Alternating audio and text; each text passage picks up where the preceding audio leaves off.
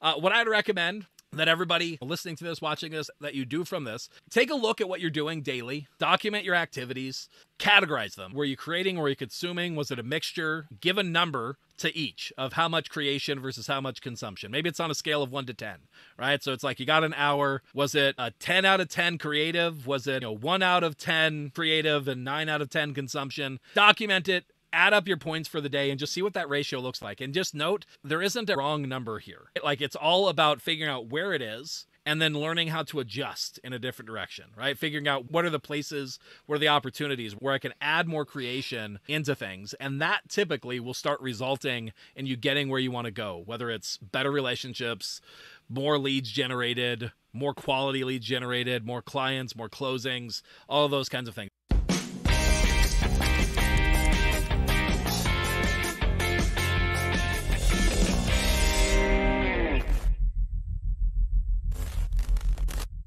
Welcome to another episode of the Real Estate Growth Hacker Show. I am Zach Hammer. Here with me is my co-host, Charlie Madison. Welcome back to the show, Charlie. It is good to be here. I am excited once again about today's topic. When you told me about it, I was like, I want to know how you handle this. Yeah, sounds good. Yeah, so what we're talking about today, what we're going to dive into, is a concept that I employ in my own life, that I think it makes a difference in life in general, but it definitely makes a difference in business. And it's the idea of keeping a balance. And balance may not even be the right word, but the interplay of creation versus consumption and how we have to really keep those in check and make sure that we aren't going too far one direction and really why that's going to make a difference in your business. And it's one of those things that I think very often people fall into a misguided idea that they're doing work that's going to help their business, but they're overvaluing it because they don't realize that they're in a consumption mode rather than a creative mode. And value is only ever created in the creation mode, right? That's where value is generated. If you're going to ultimately grow your business, increase the value that you're producing in the world, it is done through creation and not through consumption. Now, consumption has its place, and we'll talk about that, but consumption was only ever realized as valuable when it's put into creation. So let's go ahead and dive into that. So let's go through some foundational concepts here, just what I mean when I'm saying this. Defining these terms. So creation.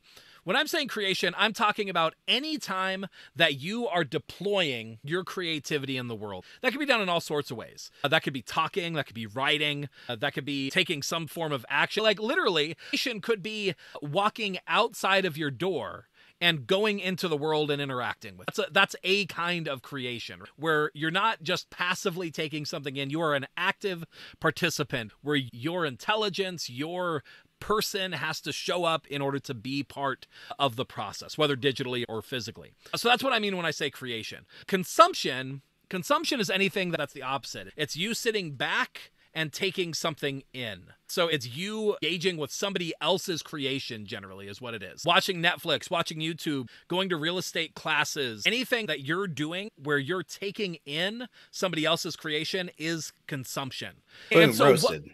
Boom roasted, indeed. And so the key thing that we're looking for here, is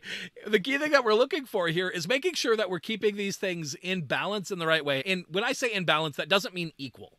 Equal isn't the right thing. Very rarely do things equal is typically not a good metric, right? But in balance, what I mean is not tipping too far in one direction. And most often, Charlie, let me know if you agree with me. But most often in the real estate world, if I see people going too far one direction, it is almost always in the consumption phase. That they're really busy watching YouTube videos about how to do marketing, or they're going to classes, learning more, or they're going to networking events and just listening to the speakers, etc. Like people very often get into these phases of consuming something else that somebody else has put on or something that somebody else has done. Do you see that as well, where that's a common way that people sort of fall into this trap? Yeah, I think it's like one of the failures of the industry. And right. I think one of the reasons is a lot of brokers, they think, oh, the main value I provide is training. Right. And so they want you to come to the sales meeting every week. And then their big conference coming up, and they want you to go to their conference because they know that's where you'll learn a bunch of stuff and you'll get connected more to their culture. And right. So I know for me, like I had to get away from the industry to realize, oh, wait, you know what? If I've got a closing, like I'm going to miss this little training to go to my closing because that's really what I want. Right. And yeah, so I think that's a problem with the industry, with most brokers, that's what they feel their value is versus the most valuable thing is in context training. Like when I'm with the client, I have an issue, I want to go to the broker to, how do I solve this issue? That's the kind of learning that I want. Right. And otherwise there's a million different ways to do it. So like I was drowning in information and debt when I got out of the office and I started creating conversations, and then I was really working a system, and then I had people I could go to when I had questions actively like that. That's when I started making money. Yeah, and absolutely. That's the key. So as somebody like, shoot, we right now are recording content. We're producing content that hopefully somebody's going to listen to, and I hope they find it valuable. Authentically, I have to believe that there's some value in this. Otherwise, I wouldn't be able to bring myself to do it. But there's a key to this, which is keeping it in check and understanding that consumption of any content, even if it's good, even if it's valuable, it's only so valuable in as much as it causes you to take action in your life. And that's not the goal of all consumption. So as a for instance, I don't have anything against people watching good shows, good movies, good entertainment, that sort of idea. But it's important to understand that it needs to serve a specific purpose in your life, in your goals, that serves those goals. If you're watching something just for entertainment purposes, know that the goal that you're likely trying to achieve there is a rest phase mentally, is a recharge, so that you're then equipped and ready to go out and do more later. And it's all about trying to keep that in balance so that you don't lean too far.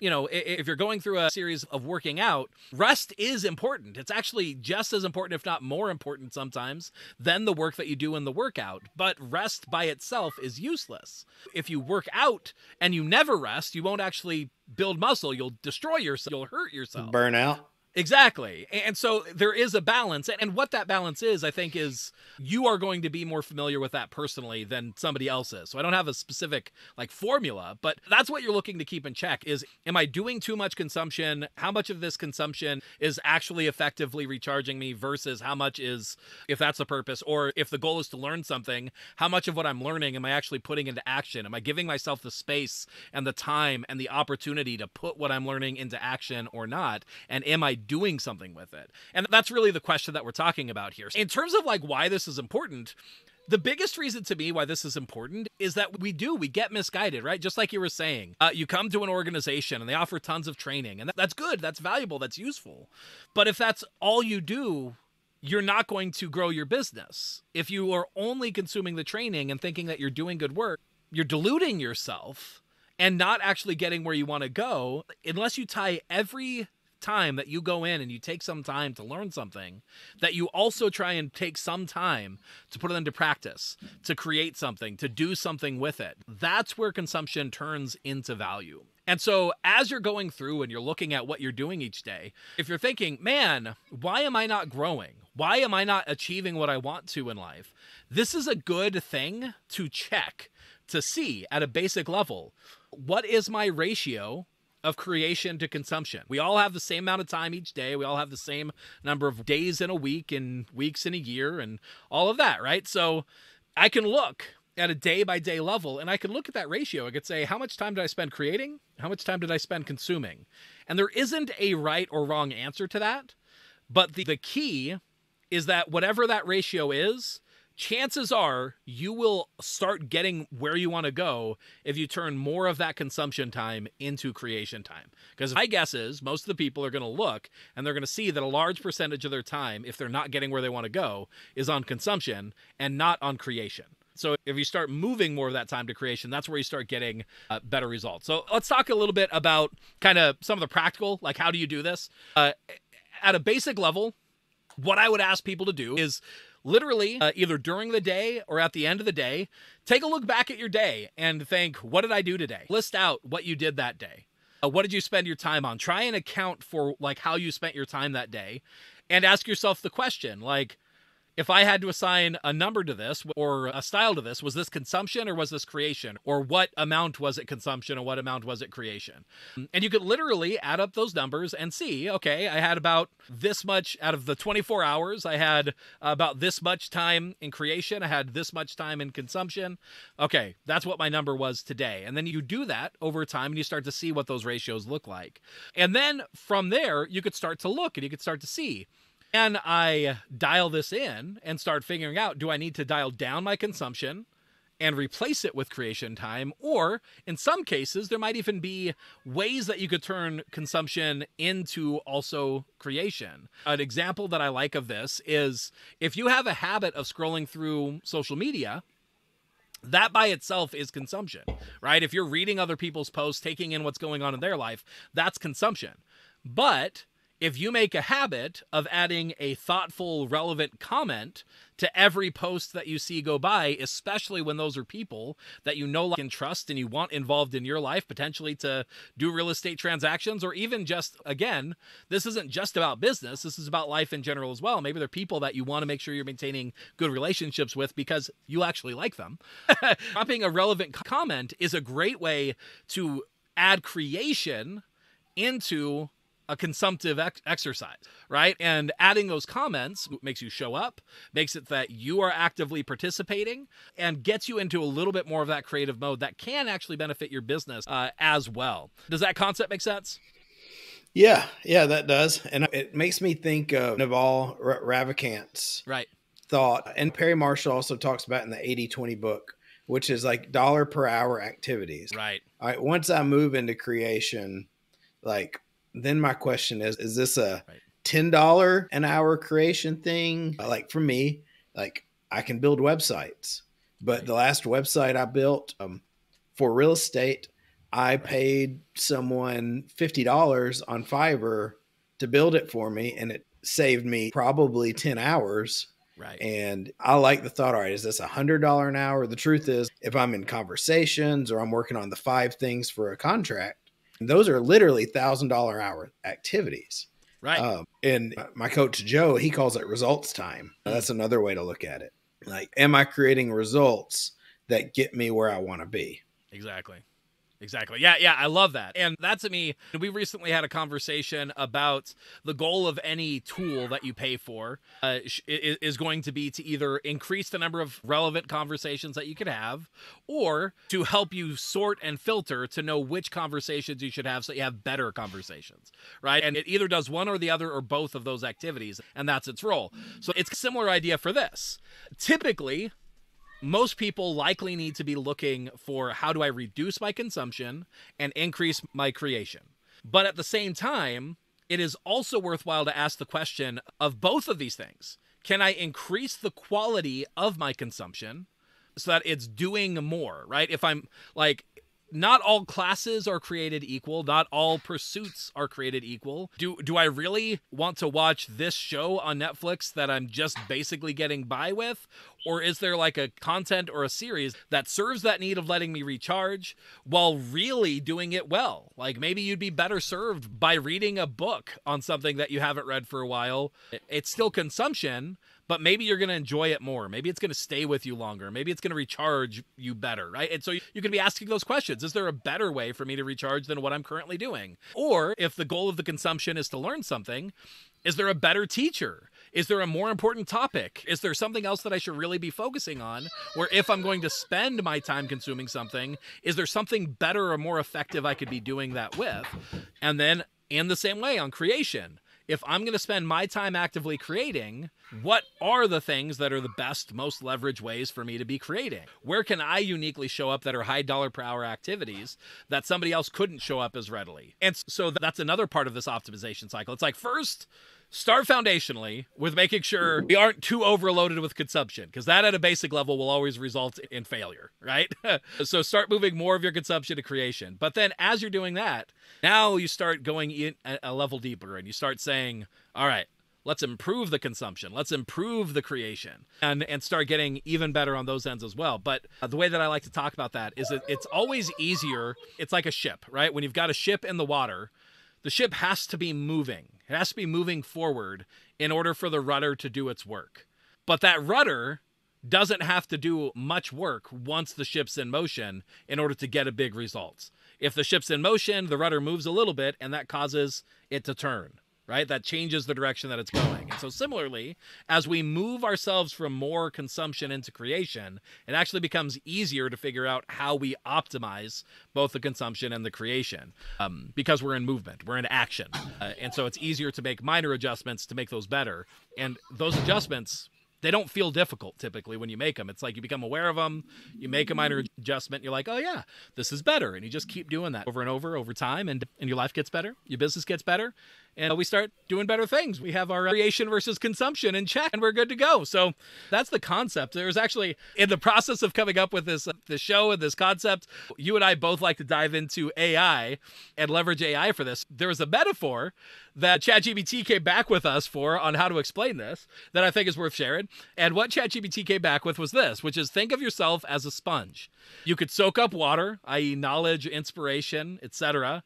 But unless you're squeezed and do the work of creating, the water remains trapped, it isn't used. And that's kind of the idea that we're talking about here, is that just adding water to a sponge doesn't do any good unless you actually take that sponge, apply it to a surface, and leverage it to do the work that it's supposed to do, to actually do the cleaning. And that's the action that we got to do. We got to keep those in balance. Similarly, if you have a sponge that's completely dry, it's not going to do great work either. So there is still value in that consumption. You just want to make sure that it's in the right degrees, it's to the right amount, and it's actually serving its purpose for you, your life, and your business. So there you go. That's the concept. Any final thoughts or takeaways from this one, Charlie? A couple thoughts. One, on the recharge portion. I love what Dan Sullivan says. He calls them free days. And one of his insights that he found is, as an entrepreneur, the most important thing is to actually recharge. Right. Because I know for me, like, I can only do the stuff that, like, $10,000 an hour stuff, like stuff that only I can do when I am recharged. Right. And so he actually has his recharge activities. He gives them, it's like medals at the Olympics. Was it a gold, silver, or bronze? And so for me, just as an example, I can get lost in Twitter, a few people especially, for hours. Right. But what I've noticed, when I'm done, I'm not recharged. I'm actually more drained. Right. And like, for me, I have to stay away from that unless I'm at a place where I know I'm going to get drained and I'm going to do something else to recharge later. Right. It's like eating a bunch of chocolate. Like, it's not healthy. I'll deal with it later. Yeah, exactly. Yeah. So, like, similarly for me, here's a great example of what you do to recharge. I know if I, like, it is a way for me to recharge, and sometimes this is what's needed, to, like, sit down and watch a TV show with my family, right? We're taking in some good entertainment that we actually want to see, it's something that matters to us, or it's something that we're really excited to watch. And that could be a great way for me to take in something, recharge, and connect with my family. But I'll tell you what, I connect with my family drastically less through something like that than I do if we sit down and play a board game together. Right? Because I'm still, like, just as a principle, there is more creation happening in sitting down and playing a board game than there is sitting down and watching a TV show. And yet I'm still consuming, right? I'm consuming a game that somebody else created. I'm taking in something else that was already created in the world. But, like, I'm having to talk. I'm having to interact with my family, with my kids. And I find that kind of activity, when I can, again, it's one of those weird things. Sometimes if I'm really drained, I can't do that well. But if I'm, like, not really drained, then that adds to the momentum and does recharge me, if that makes sense. Anyway, yeah, things are weird like that. But yeah, so, like, those kinds of ideas where you could classify, like, you know, how does watching something together compare to playing a board game, or even playing a video game together versus watching a TV show could be very different in terms of they might both recharge you, but one of them still has an act of creation, right? There's an act of you're choosing together, you're interacting together, you're having to show up as an individual in order to make the thing happen and not just consuming. But yeah, so there you go. That's the idea there. And so what do you do with this? What I'd recommend that everybody listening to this, watching this, that you do from this, take a look at what you're doing daily, document your activities, categorize them. Were you creating? Were you consuming? Was it a mixture? Give a number to each of how much creation versus how much consumption. Maybe it's on a scale of 1 to 10, right? So it's like you got an hour. Was it a 10 out of 10 creative? Was it 1 out of 10 creative and 9 out of 10 consumption? Document it, add up your points for the day, and just see what that ratio looks like. And just note, there isn't a wrong number here. Like, it's all about figuring out where it is and then learning how to adjust in a different direction, right? Figuring out what are the places, what are the opportunities where I can add more creation into things. And that typically will start resulting in you getting where you want to go, whether it's better relationships, more leads generated, more quality leads generated, more clients, more closings, all of those kinds of things. If you move yourself into the action of what do I actually do to create and show up as an individual in this world, that's where you're going to start getting those results. So document them, look at the numbers, and just start figuring out, how do I move from where I am more to where I want to be? And then after you've been doing that for a while, it starts making sense to ask the question of, are there better ways for me to be more creative? Are there better ways for me to consume, to recharge, etc.? And that's really what I do from this. There isn't an exact right number. It's not take this time each day to be creative. It's not that. You figure out that right mix for you. There's probably some good strategies for you, but you figure that out. I think a lot of that is very individualized, but I think the principle is true for everybody. That if you spend too much time in consumption and not enough time in creation, that can be the source of some of the problems of you not getting where you want to go. So there you go. Yep. All right. That is the concept of creation versus consumption and how to keep those in balance. Another episode here on the Real Estate Growth Hacker Show. If you want more stuff like this, be sure to check out realestategrowthhackers.com, where we have access to a newsletter where you stay up to date on this information. You're always aware of what we have coming out. We have access to AI principles, SOP prompts, or prompt library of how to leverage AI as well. So make sure that you're checking that out. If that's not live yet, when you get access to this episode, reach out to me and ask me when it's coming, and I'll be sure to let you know. But otherwise, if you have questions or want to take your business forward and you are a lender, you should check out what Charlie is up to at Realtor Waiting List, where he will help show you how to take what you're doing very easily and generate a waiting list of realtors that are wanting to work with you. And you won't have to feel slimy, showing up with donuts, begging people for business. You'll get them begging you for business is the idea here. If you are a realtor or real estate professional and you're looking to leverage some of the similar ideas directly, you can check out Referrals While You Sleep. That's the spot for real estate professionals. And yeah, any final thoughts, final words, Charlie? One thing, we talked a while back about the Colby, right. And yep. That's one thing to think about. Is the Colby has something on the fact finder, how you deal with information. Go back and listen to that episode. Check out the Colby Index. If you're wanting to know, how do I handle the consumer? How do I get information? That's a really great way to find out how and where information works specifically for you. Right. And of course, if you got questions about it, reach out to Zach. We love the Colby and kind of give you pointers on that. Absolutely. Absolutely. There you go. Another episode in the bag, ready to go. There we go. Thanks so much for showing up for the Real Estate Growth Hackers Show. Until next time, we will catch you on the next one. Bye. Thanks for tuning in to the Real Estate Growth Hacker Show. Remember, done is better than perfect. To turn the marketing ideas and tactics you just learned into real growth for your real estate business, visit us at realestategrowthhackers.com. If you like this episode, consider sharing it with another real estate professional who could benefit from the information, or maybe you'd like to subscribe to the show to never miss an episode. You can leave a rating or review on iTunes with your biggest takeaway, helping this show to reach and help more people just like you. Thanks again, and we'll see you on the next episode.